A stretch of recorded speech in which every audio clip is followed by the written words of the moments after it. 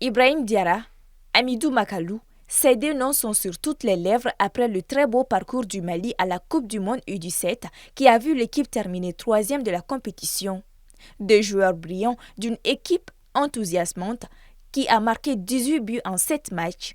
Le premier, Diarra, capitaine de l'équipe, a reçu le soulier d'argent comme deuxième meilleur buteur avec 5 buts à égalité avec deux autres joueurs derrière l'Argentin Augustin Roberto et ses 8 buts.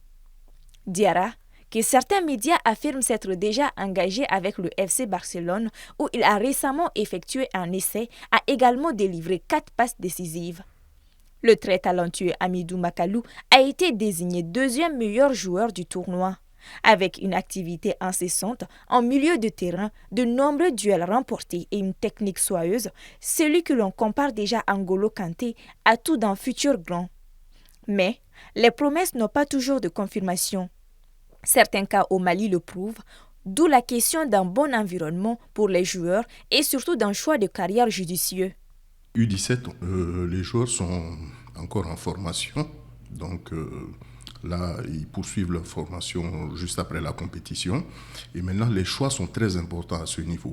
Et souvent, les joueurs vont dans des équipes où ils ne jouent pas assez, ou bien ils se retrouvent même dans des environnements assez hostiles. Et avec leur âge, il est difficile d'appréhender l'environnement. Et finalement, souvent, ceux qui n'arrivent pas à tenir sur le plan mental, eh ben, vont faire autre chose. Ceux qui arrivent à le faire arrivent à monter. Et ce n'est pas un cas typiquement malien, mais c'est en général, on voit le plus souvent les bébés champions ne réussissent pas au haut niveau. Là, lorsqu'ils sont chouchoutés très jeunes, ils se prennent pour... Bon, souvent, ça dépend de l'état d'esprit dans lequel ils se trouvent, ça dépend de l'encadrement qu'ils ont à la suite, ça dépend aussi des choix sportifs qu'ils font, ça dépend aussi de la gestion de la pression. Dans la génération de 2015, qui a disputé et perdu la finale face au Nigeria de Victor Osimhen, seuls 4 joueurs ont pu tirer leur épingle du jeu. 3, Mamadou Fofana, Amadou Aïdara et Sékou Keïta sont depuis des internationaux et jouent des rôles plus ou moins importants au sein de leur club. La plupart des autres végètent dans des championnats mineurs. Le cas de la génération 2017, qui a disputé une demi-finale en Inde, est encore plus significatif. Le capitaine Mohamed Kamara, aujourd'hui à l'AS Monaco, et Cheikh Doucouré, qui évolue à Crystal Palace en Angleterre, sont en train de bâtir leur carrière. Pas leurs coéquipiers de l'époque, notamment le très fin Abdul Salam Agdjidou. Après une excellente Coupe du Monde, il pose ses valises à l'AS Monaco.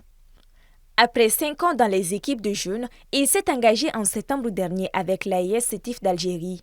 Lassana Ndiaye, deuxième meilleur buteur en 2017, s'est lui aussi très tôt engagé avec le CSKA Moscou.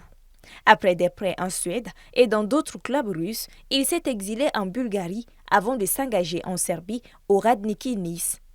Cette saison, il n'a disputé pour l'heure qu'une seule rencontre.